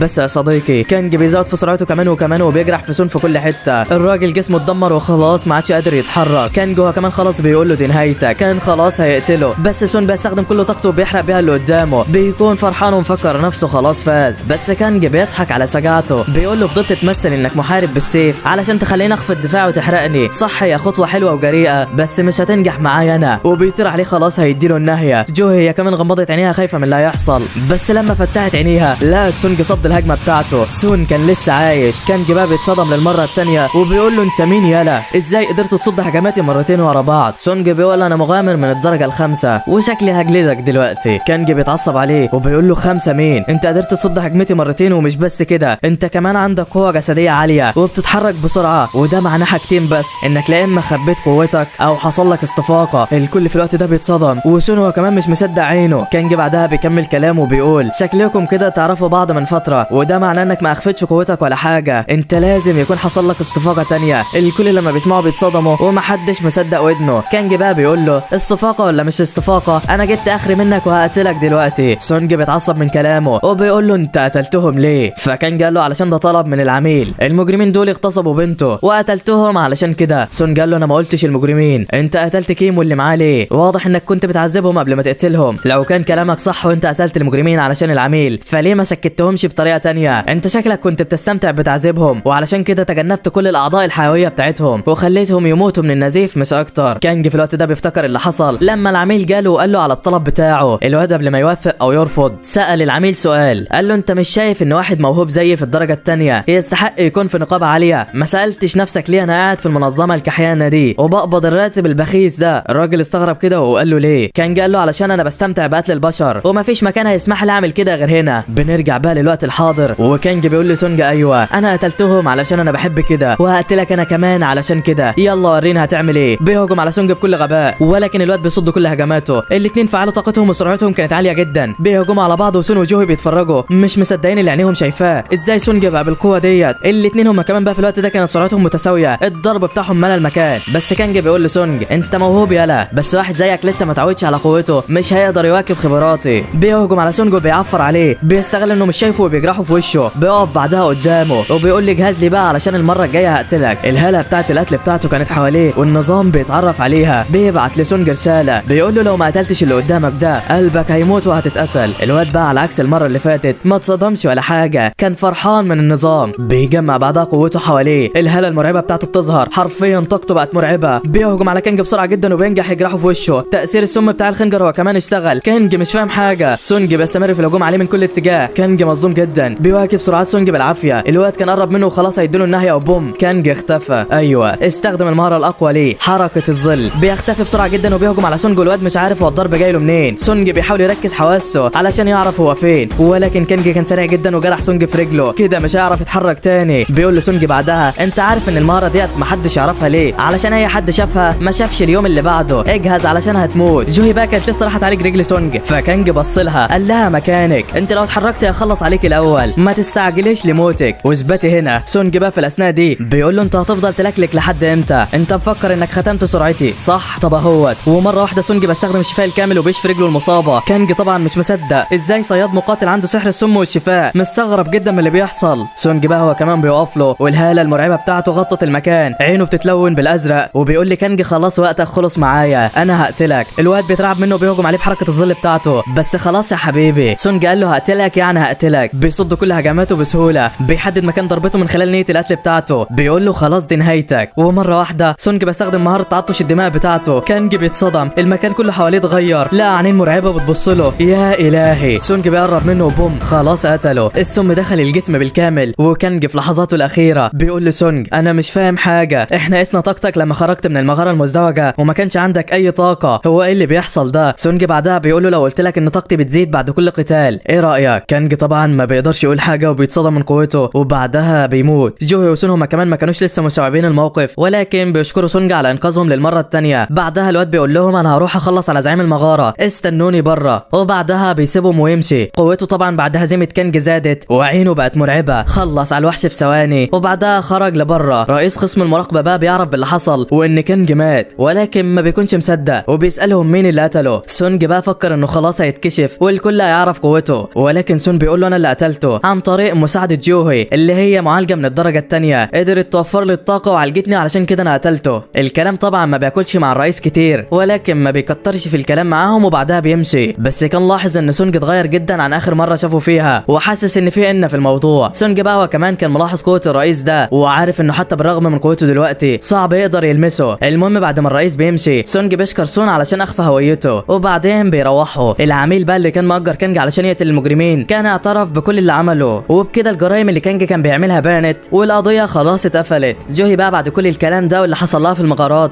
راحت لسونج واعطت له الجوهره دي، قالت له انت كنت عاطيها لي في المغاره علشان اجيب لي نفسي عشاء، ولكن انا قررت خلاص ان انا هعتزل مهنه الصياده وانا هودعك من النهارده يا سونج، ولكن لو جيت في المدينه بتاعتي في يوم فابقى تعالى واعزمني على العشاء. الواد طبعا بيفهم كل الظروف اللي هي مرت بيها والمعاناه اللي حصلت لها، وبيقول لها طب خلي بالك من نفسك، وبعدها بتسيبه وتمشي. ولكن وقبل ما جوهي كانت تمشي كان المحقق اتكلم مع سونج شويه وحذره من هوانج. ايوه ده هو اخو دونسك، واللي قرر ان هو ينزل البلد علشان يحقق في قضيه موت اخوه، وناوي يخلص على كل اللي كانوا معاه واللي هم سونج وجينو. طبعا الواد بيفهم خطوره الموقف اللي هو فيه، وبيقول كده بقى عندي سبب تاني يخليني ابقى اقوى. وبعدها بيخلص اليوم، وتاني يوم بيبدا سونج والفريق اللي معاه يخلصوا على مغارات الرتبه الثالثه. الدنيا اخر روقان، جايبين معاهم 6 من العواطليه اللي مفيش منهم اي فايده، بيقعدوا يحرسوا مكان البوابه لحد لما سونج وجينو يخلصوا عليها، وبعدين بيروحوا على بوابه تانية. سونج بقى بيقتل في الوحوش وبيتطور ومستواه عمال يزيد كمان وكمان، مغاره ورا الثانيه. والواد بقى بيمسك الزعيم بتاع المغاره وبيقشر باسنانه، المستوى بتاعه عمال يزيد اكتر واكتر، واخيرا سونج وصل للمستوى 40. وفي وقتها بقى بيطلع له اشعار من النظام مكتوب في رساله بتقول اخيرا انت وصلت للمستوى المطلوب، تقدر دلوقتي تختار وظيفه ليك. سونج طبعا ما بيفهمش حاجه من الكلام ده، ولكن بيعرف ان الكلام ده مهم جدا وبيقرر يتدرب عليه في وقت تاني. في الاثناء ديت بقى وعند نقابه النمر الابيض كان الرئيس ان قاعد بيدور في شويه اوراق كده عن المغامرين، والدنيا اخر حلاوه. بيكتشف بعدها ان جميع مغارات الرتبه الثالثه محجوزه من شركه يوجين، والثمن الواحد المدفوع مقابل كل مغاره هو 150 مليون دولار. ده مين اللهبل اللي بيدفع كل الفلوس ديت في مغاره من الرتبه الثالثه؟ المدير ان بقى بيبص على اعضاء الفرقه دي وبيلاقي اسم سونج فيها. الاسم بيشد انتباهه وقال هو ايه ده؟ طلع اوراق الحوادث اللي حصلت الفتره الاخيره وبرضه لقى اسم سونج هناك. قال هو الولد ده ازاي كده؟ مستحيل يكون نجا من كل الحوادث دي الا لو حصل له حاجه واحده، ايوه هي استفاقه. وعلشان كده المدير بياخد المساعد بتاعه وبيقول له الحقني بسرعه، في اكتشاف هيزلزل المدينه دلوقتي. المساعد بتاعه ما فهمش حاجه ولكن راح معاه في الاخر. في الاثناء ديت بقى كان سونج لسه داخل على مغاره، والفريق بتاعه طبعا قاعد في نزهه، اللي جايب اكل بياكل واللي جايب عصير بيشرب، وما بقتش دي مغاره، دي بقت رحله. المهم في الوقت ده ان بيوصل على المكان وبيشوف كل حاجه. الله ده ايه الحلاوه ديت؟ البنت دي بعدها تطلع له وبتقول له مش مسموح لحد يقف هنا لحد لما المغاره طبعا تقفل. ان بيقول لها هو انت واحده من الصيادين اللي هنا؟ البنت قالت له ايوه. ان خلاص اتاكد، يبقى كده اكيد اللي في دماغي صح، سونج حصل له استفاقه جديده، ومش اي استفاقه لا، ده بيخلص على مغارات من الرتبه الثالثه لوحده. ده شكله هيطلع بخبر كبير جدا. سونج بعدها بيطلع وان بيتاكد من كل توقعاته لانه كان مستخبي في جنب كده. بعد انتهاء المغارات اليوميه بقى لسونج، الواد بيقول لجينو انه وراه مشوار مهم لبكره وبيطلب منه ياجلوا المغارات بتاع بكره. جينو طبعا كان دافع فلوسهم مسبقا، ولكن بيقول له خلاص يا عم اللي تشوفه، لو عرفنا نلغي الحجز فهنلغيه عشانك، احنا عندنا سونج تاني ولا ايه؟ ما علينا. بعدها بقى واثناء ما سونج مروح على بيته بيقابله المدير ان وبيطلب منه يعزمه على العشاء. ايه يا عم انت شايفني كده ولا كده ولا ايه؟ لا مش قصدي والله، بس انا عاوزك في شغلانه محترمه. بيروحوا فعلا على المطعم ده وسونج بيقعد قدامه. ها انت عاوز ايه؟ المدير بيدخل في الموضوع على طول، بيقول انا الرئيس التنفيذي لنقابه النمر الابيض، النقابه بتاعتنا بتدور على الاعضاء الموهوبين، وانا بقى من غير لف ودوران شايفك موهوب وعاوزك تنضم لنقابتنا، وايا كان عرض اللي جينا قدمه لك فهدي لك الضعف بتاعه. وكان فرحان جدا بقى وهو بيتكلم ومفكر ان ثمنه رخيص يعني، بس سونج قال له 60 مليار، ده هو المبلغ اللي هيكون ضعف اللي جينو دفعه. وبيقوم وبيزعق من الصدمه بعد ما بيسمع المبلغ ده، بيقول له بس انا مش هقدر على الثمن ده انا لو حتى بعت النقابه بتاعتنا كامله مش هتكمل 50 مليار. سونج بيقول له طب كده خلاص النقاش بتاعنا خلص، وقام وخلاص ماشي. بس هو واقف جنبه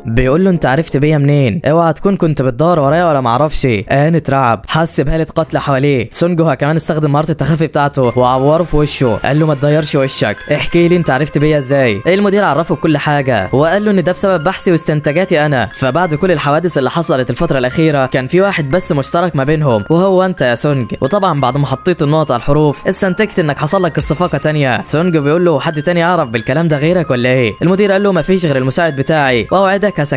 سونج قال له خلاص يبقى كده تمام، بس لو حد عرف بيا تاني انا هعرف انكم ورا الموضوع ده. ان كان مرعوب جدا ولكن بيقول له ما تقلقش سرك هيكون في بير. سونج بعدها بيقول له خلاص اتفقنا وبيقعد قدامه بيعتذر على الطريقه اللي ساله بيها، ولكن الموضوع مش مهم جدا بالنسبه له. بعدها المدير بيسال سونج عن اي بوابات فاضيه بكره، وده لانهم مش سايبين اي مغاره. سونج بيديله كل المغارات اللي بكره بضعف السعر وبيقول له كده كل اللي انت عاوزه تمام. بعدها بيسيبه وبيمشي. بيتصل سونج على جينو وبيقول له كل المغارات بتاعت بكره اتباعت ب 600 مليون دولار. ابسط يا عم زينو. الواد طبعا بيتصدم وبيقول له مين المغفل ده اللي اشتراها منك؟ عرفنا عليه. سونج بيقول له ده سر المهنه بقى، يلا سلام. وبعدها اليوم بيخلص. الصبح بقى المدير بيكتشف ان محدش اشترى اي مغارات النهارده اصلا، وسونج عطاله خازوق محترم. بيبعت له رساله على التليفون بتاعه في الوقت ده وبيقول له كده احنا خالصين يا باشا، انت دورت ورايا من غير اذني وانا اخدت حقي، سلام. المدير وقتها بيعرف انه خسر المره دي خساره كامله، ولكن كان فرحان جدا، وده لانه اخد رقم سونج وهيحاول يقنعه ينضم للنقابه في اي وقت تاني. المساعد بتاعه بقى في الوقت ده بيقول له هو اللي في بالك طلع صح ولا ايه؟ الزعيم قال له ما طلعش صح، بس ده شكلنا لقينا خبر كبير قوي. وبعدها بيخلص اليوم. سونج بقى في الوقت ده كان متجه الى مكان بعيد جدا عن المدينه علشان يستكشف المهمه الجديده في النظام بتاعته ويعرف اللي بيحصل ده. بيوصل فعلا على غابه مهجوره وبيفعل المهمه بتاعته، وفي وقتها طاقه مرعبه بتظهر قدامه بتفتح له بوابه غريبه كده. الواد وهو داخل بيفتكر انه لسه ما عملش المهمات اليوميه بتاعته، بيقول مش مشكله لما ارجع هعملها باذن الله. وبعدها بينطلق جوه البوابه علشان يستكشفها. بيدخل جوه فعلا وبيلاقي ممر قدامه قايد بالنار وتحسه مدخل قصر كده. التعليمات بتاعه المكان بتظهر في السيستم بتاعه وبتعرفه ان ممنوع يستخدم اي وسيله شفاء، ولازم يخلص المهمه ديت من اولها لاخرها من غير اي وسيله مساعده خارجيه. طبعا سونج ما كانش فاهم اي حاجه، ولكن قال ما علينا. بيكمل استكشاف في المكان وهوبا بيطلع له فارس بدراع حديدي بيهجم عليه. سونج على طول بيخرج سلاحه وبيحاول يهجم عليه بسرعه ويغفله، بس الفارس ده ما حصلوش اي حاجه وكأن هجماته ملهاش اي تاثير عليه. سونج بيجمع قوته تاني وبيديله واحده بكل طاقته وبرضه مفيش اي نتيجه. وقتها الواد بيقول طب تعالى بقى. بيعين سلاحه بيلف من ورا الفارس ده وبيمسكه من دماغه، هوبا بيفرتكها. لو على عضلات فاحنا جامدين يابا. فرسان تانية بتطلع على سونج وبتهجم عليه، بس طالما واحد مات فكل اللي بعده عدى وفات. سونج خلص على كل الفرسان ومحدش قادر يقف قدامه، بس وحوش تانية بتنضم للقتال وصحرا كمان، والواد بقى كيس ملاكمه اي حد بيقابله بيلطش فيه. سونج بيجمع كل مهاراته اللي اكتسبها في المعارك وبالعافيه بيقدر يخلص على الوحوش ديت ويقتلهم. بيستفاد منهم باسلحه ومهارات كتيره، واهمها هو الدرع الخفي، دفاع صلب وقوي وهيحمي سونج من الاضرار مستقبلا. كمان بيكتسب بعض الادويه اللي بترجع طاقته كامله، والدنيا عظمه على الاخر. بعدها الواد بيكمل في المكان ده لحد لما بيوصل على بوابه عملاقه كده. ايوه هنا الاختبار الحقيقي. سونج بقى على طول بيفتح الباب والهاله المرعبه بتخبط في وشه بترعبه. بيشجع نفسه طبعا وبيدخل برضه، وبعدها الباب بيقفل وراه. شكل اللي حصل فيها يحصل تاني ولا ايه؟ سونج طبعا بيدخل وبيلاقي مكان واسع جدا وشكله نظيف قوي، وتحس حجره ملك المكان ده. وواقف تحت الكرسي بتاع الملك شخص بدرع احمر اسطوري اسمه قائد الفرسان اغريس. الهاله بتاعته قويه جدا وتحسه وحش مرعب. سونج طبعا بعد ما شافه دب الرعب في قلبه وعرف ان ده مش خصم طبيعي، ده وحش بنفس قوه الوحوش في المغاره المزدوجه ولازم يحرس منه. اغريس على طول بقى بيجهز السيف بتاعه وبيوجهه على سونج، ومره واحده الوحش انطلق عليه، هوبا عطل واحده كسرت كل اللي حواليه. ده ايه القدره الجباره ديت؟ سونج لسه ما فاداش الهجمه وبوم التانيه طيرته، لسه ما لحقش واغريس وراه ومش رحمه. سرعه وقوه ومهاره مش طبيعيه. سونج مش ملاحق ولا عارف يصد ولا قادر يعمل اي حاجه. بيجمع شجاعته وبيهجم عليه بكل شراسه، ولكن اغريس كان مسيطر عليه، سابه حتى يجرب يطعنه، بس طبعا كل الضربات من غير فايده. اغريس بعدها بيجمع قوته في السيف بتاعه، بوم بيدي لسونج واحده زلزله المكان بالكامل. الواد بيصارع على اخره قدامه برضه مش قادر يعمل اي حاجه. بيقول لو الخنجر مش جايب معاك نتيجه فانا هكسبك بدراعي. بيعين الخنجر في المخزن بتاعه بيقول له اجهز علشان هكسرك. الفارس بيعجب بشجاعته بيرمي اسلحته هو كمان وبيقول له هات اخرك يالا. وبوم مره واحده اغريس كان قدام سونج وهوبا احلى بوكس على دماغك، رماه في الجدار وطار وراه مش رحمه. البوكس في التاني في التالت سونج حرفيا بيتجلد. البوكس الاخير وهوبا الجدار اتكسر. الواد بيهرب من تحت ايده باعجوبه. ايد سونج هي كمان اتضررت، ولولا الدرع الخفي كان زمانه مات. نقاط حياته هي كمان قلت 500 نقطه، وبيقول لو قوتي مش جايبه معاك نتيجه يا اغريس فهوريك بقى انا هعمل ايه بسرعتي. ومره واحده سونج بيجمع كل القوه في رجليه وهوب انطلاقه صاروخيه الصاروخيه عليه. فدا اغريس اول مره، رجع في الجدار تاني مره، بعدها البوكس اللي زلزل المكان، ايوه بالرجل تاني ومش هرحمك. سونج مستمر في الهجوم بكل شراسه، بيجمع قوته بيدي واحده لاغريس في دماغه، مفكر نفسه خلاص انتصر،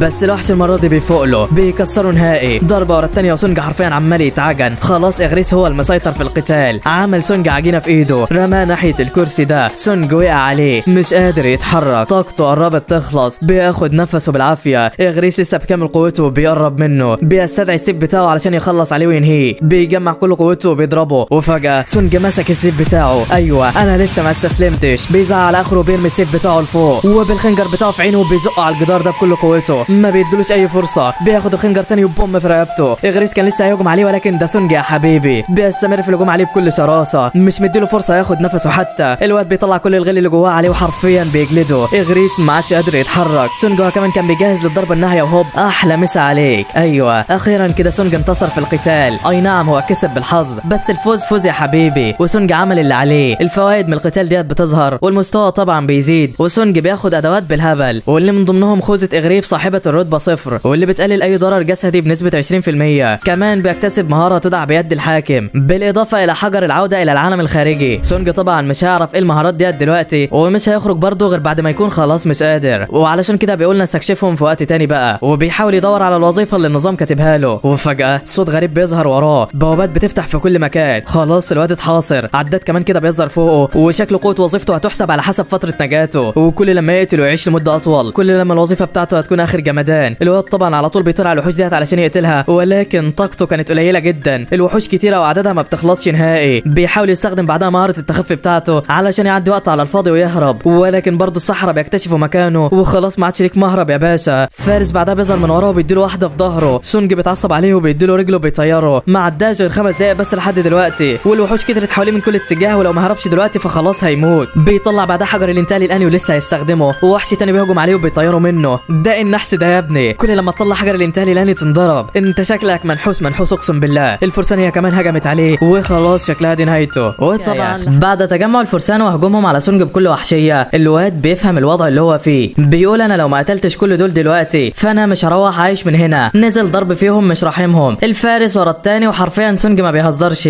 بس للاسف اعداد الفرسان كتيره جدا وتعتبر ما بتخلصش. الواد بيعافر وبيضرب فيهم، ولكن بينضرب برضه، ايده بتتعور وجلده بيتشال، والواد برضه لسه بيعافر. جسمه في الوقت ده ما عادش قادر يستحمل، الرؤيه معاه بقت خلاص مشوشه، وبرضه سونج متماسك، بيظهر له هلوسه كده من حواليه، وكأن الكل بيطلب منه يستسلم، ولكن برضه ما بييأسش، وبيفضل يقاتل بكل قوته. بعدها بقى بتظهر له نسخه من شكله قبل كده، وبدأ يكلمه، بيقول له عامل ايه يا عم سونج؟ بالرغم من ان قوتك زادت وشكلك اتغير، لسه برضه بتتحط في مواقف بتواجه فيها الموت. انت على رأي المثل مهما اتغيرت او بقيت اقوى هتفضل سونج الضعيف اللي مش هيقدر يعمل حاجه، اضعف صياد في العالم، فاستسلم يلا لموتك وودع الحياه. سونج بيسمع الكلام ده طبعا ورافض ان هو يستسلم، بيحارب في كل الفرسان وبيهجم عليهم بكل شراسه، ولكن فارس من وراه بيظهر هو مش واخد باله، وبيديله واحده في دماغه بتهشمها. فارس تاني بيهجم عليه، وخلاص الواد حس ان دي نهايته، قال شكلها دي النهايه، انا خلاص كده ميت وش. بس انت بقى متخيل ان دي النهايه بتاعته يا صديقي؟ لا والله. فجاه بتظهر له رساله من النظام، بما ان سونج ما طبقش المهمات بتاعته النهارده فعلشان كده هيتنقل لمكان العقاب. الفارس هو كمان في الوقت ده كان خلاص هيقتله، ولكن هوب الواد اتنقل. ده ايه العقاب الحلو ده؟ فعلا كما يقال المثل الحظ هو كمان يعتبر قوه، وبسبب ان سونج ما عملش المهمات في اليوم اللي فات اتنقل لمكان العقاب، وهنا هيعرف يستخدم الادويه ويقتل في الوحوش ديت ويزود في طاقته كمان وكمان. بالفعل الواد بيشرب شويه ازاز كده والتعب بتاعه بيروح. سونج خلاص حس انه بقى احسن، وظهرت له الوحوش اللي كانت بتجري وراه قبل كده، ولكن ده سونج القديم انتهى والجديد عنده قوه جباره يا صديقي، بيقتل في الوحوش ديت الواحده في الثانيه. واخيرا مستوى بدا يزيد، بعد ما مستوى سونج بيزيد جروحه بتخف ومهاراته بتعلى، الدنيا اخر روقان، ما عادش فاضل بس في وقت العقاب غير 10 دقايق، وحرفيا سونج بقى في احسن حالاته. بيشتري بعدها سلاح من المخزن بتاعه اسمه قاتل الفرسان، والسلاح ده جامد اخر حاجه وهيخليه يقدر يخلص على الفرسان اللي هناك. بعدها بيربط دراعه وبيستخدم الحجر اللي اخده من اغريس، ايوه اسمه حجر الحاكم، والحجر ده بيديله القوه ان هو يتحكم في اي حاجه حواليه، ولكن بشرط ان جسمها ما يكونش كبير قوي. بعدها الوقت بيخلص وسونج بيرجع على مكان الفرسان. في نفس الاثناء ديت بقى كان رئيس مجموعه الصيادين بعت نخبه من المغامرين على جزيره جيغو، وكان هو والمساعد بتاعه عارفين خطوره الجزيره دي ومستنيين الاخبار عنها باسرع وقت. وفعلا في الوقت ده كانت الصيادين راكبين الطياره وخلاص قربوا على الجزيره، بس فجاه الطياره بتاعتهم بتشوف كائن غريب كده، الكاميرا مش قادره تحدد ايه ده. في نفس الاثناء دي كان سونج بعد ما رجع على مكان الفرسان اشتغل ضرب فيهم من كل اتجاه. السلاح الجديد بتاعه كمان كان جامد وفعال جدا ضد الفرسان دول، مساعده على الاخر. بس سونج مهما يقتل في الفرسان اعدادها ما بتقلش وبرضه مستواه ثابت. وفي وقتها الواد بيعرف ان في حد ورا الفرسان دي ولازم يقتله الاول علشان العمل يهدى. بيركز حواسه فعلا وبيعرف ان الساحر ده شكله غريب وجنبه بوابه استدعاء كده. الواد على طول بيطير من على الفرسان دول وبيديله واحده بسيفه بتجيب اجله. بعدها جزء كبير من الفرسان بيتهزم وبيجي لسونج اشعار بهزيمه اول وحش. الواد بعدها بيفهم كل حاجه وبيحدد مكان كل السحرة الباقيين، بيطير على الكل وما بيرحمش اللي بيقابله، يمين شمال الكل بياخد على دماغه. المهارات الجديده لسونج مسيطره والواد حرفيا بيعمل عظمه. بيخلص بعدها على جبل من الفرسان والوحوش وبيخلص كمان على الصحراء. اخر 3 بقى من الوحوش بيشوفوا انهم خلاص ما عادش غيرهم ولازم يتحدوا عليه علشان يقتلوه. بيعملوا فارس عملاق عليه فعلا وبيهجم على سونج بكل وحشيه. بس انت بقى متخيل ان الواد هيفرق معاه وحشيه ذات نفسها يا صديقي؟ لا والله، هوب مره واحده بيطلع لفوق النجفه دي بينزلها على دماغه، بيطير بعدها ناحيه الصحراء بكل غباء. اللي بيقف قدامه بيتمحى، بيوصل عند مكان الصحراء الثلاثه وهوب احلى مسا عليكم. سونج خلص على كل اللي قدامه بس الفارس كان لسه عايش، هجم على سونج تاني ومش سايب فرصه يضربه. تخيل بقى ان سونج هيسيبه يكتر في الكلام قدامه يا صديقي؟ لا والله، الواد بيجمع كل قوته تاني وبوم بيخلص عليه. ايوه كده اخيرا سونج انتصر، اكمل المهمه بتاعته. 4 ساعات ونص ده الوقت الاجمالي. الجوائز من النظام بقت بالهبل. بعدها النظام اخيرا بيبعت رساله ليه بالوظيفه بتاعته. ايوه دي اللي سونج كان بيحارب وهيموت علشانها ولازم تكون حاجه جامده. الوظيفه بتاعته بتظهر وهوب سونج اتصدم. الوظيفه مستحضر ارواح. ده ايه الهبل ده؟ سونج مش مصدق، بيقول انا قدرتي جسديه وما طورتش ذكائي واستحاله يبقى عندي سحر كافي للوظيفه دي، انا هرفضها بسرعه. قال لا فعلا النظام قال له بالرغم من ان الوظيفه دي تعتبر كنز سري هترفضها برضه. هنا بقى سونج هدى، قال يعني ايه كنز سري؟ هل الوظيفه دي فيها حاجه انا ما اعرفهاش؟ مشى في المكان ده كله بيفكر في اللي هيعمله. بيشوف بعدها جثه ساحر كده مرمي على الارض، بيفتكر كل قدراته. ايوه ده كان عنده قدره سحريه جامده جدا ولكن قدراته الدفاعيه معدومه. هل لو انا قبلت الوظيفه دي هيكون عندي الطاقه السحريه بتاعته؟ انا كده كده دفاعي جامد وطاقتي بتزيد، خلينا نقبل المهمه ونشوف ايه اللي هيحصل. وفعلا سونج بيختار قبول الوظيفه. بعدها طاقه سوداء كبيره جدا بتتجمع عليه بتملى المكان بالكامل. الواد كان واقف مش فاهم اي حاجه ولكن بيلاحظ طاقته بتزيد، حرفيا متمزج. الاندماج اخيرا بيخلص وسونج بقى مستحضر ارواح. بس بسبب انه قتل كل الاعداء في المكان هنا الوظيفه بتترقى كمان مره وبيبقى ملك الظل. ايوه ده شكله هيكسر الدنيا. بعدها بقى سونج بدا يحس بارواح الفرسان الموجوده حواليه في المكان وموجود كده اشعار فوق راسهم مكتوب ممكن استخراج الظل. الواد بيقول مش مشكله نجرب وبيحاول يستدعيهم فعلا. بيختار كلمه عشوائيه وبيقول قيام وهوبا الكلمه بتتكتب في النظام وكل الفرسان الموجودين بيقفوا قدامه. ايوه ده جيش الظل بدا من النهارده. وحرفيا سونج كان مصدوم وفرحان جدا من القوه بتاعته. الوظيفه ديت بقى كانت منقسمه الى جزئين، جزء بيستخرج ظل الموتى والجزء الثاني بيخبيهم في الظل بتاع سونج. الوحوش ديت بقى طاقتها بتزيد بناء على قوه صاحبهم، يعني كل لما مستوى سونج بيزيد كل لما الوحوش ديت طاقتها هتزيد وهتبقى اقوى. بس هل ده معناه ان سونج يقدر يستدعي اي حد؟ طب خلينا نجرب كده على اغريس بالمره. راح قدامه فعلا لقى الاشعار بيقول له ينفع تستدعيه، بس كانت طاقه سونج في الاستدعاء مش هتسمح وعلشان كده لازم يرجع شويه جنود وياخد طاقتهم. عمل كده فعلا، بدا يستدعي اغريس علشان يخدمه. الطاقه بتاعت الوحش كانت ملت المكان ولكن محاوله سونج بقت بالفشل. حاول يقومه كمان مره بس برضه من غير فايده. كده فاضل مره واحده ولو سونج معرفش يستدعيه فاستحاله يقدر يستخرج الظل بتاعه تاني. الواد كان عارف ده وعلشان كده قال لاغريس انت هتفضل لحد امتى تحمل عرش الفارغ ده؟ الفارس اللي زيك لازم يرفع سيفه علشان يحمي الملك بتاعه. سيفك هيفضل لحد امتى متعان علشان واحد ما عبركش ورجع لهنا؟ تعال معايا انا محتاج لسيفك. قيام.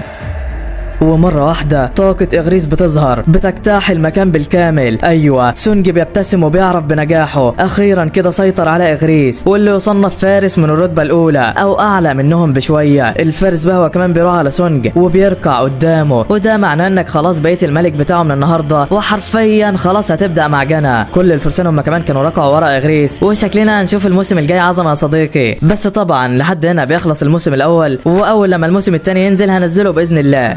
فما تنساش تصلي على النبي وتشترك في القناة علشان هانت جدا على 1.5 مليون يا صديقي. ويلا سلام سلام سلام.